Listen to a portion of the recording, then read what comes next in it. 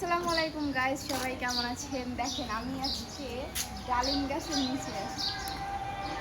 এত ছোট গাছে কি সুন্দর ডালিম ধরেছে। আর এখানে হচ্ছে একটা ডালিম পেকে গেছে, এটা মূলত ফেটে গেছে, তাকে আমি এখন আজকে পারবো। আয় হায়, দেখো এটা নষ্ট হয়ে গেছে, এটা আগে পারা উচিত ছিল। ডালিমটা কিন্তু অনেক বড় হয়েছিল মাশাআল্লাহ, বাট আনফর্চুনেটলি এটা ফেটে গেছে, আগে খেয়াল করা হয়নি, ফেটে গেছে। এটা তুমি আগে কেন ফলো করোনি বলো? উপরে আরো অনেকগুলো হয়ে আছে, এদিকে এদিকে অনেকগুলো ডালিম গেছে। আর এখান থেকে হচ্ছে বোকার মতন গাছটাকে কেটে দিয়েছিল যার কারণে আরো হয়তো না হবে। এখন এই পচাটাকে তোমাকে খাবো।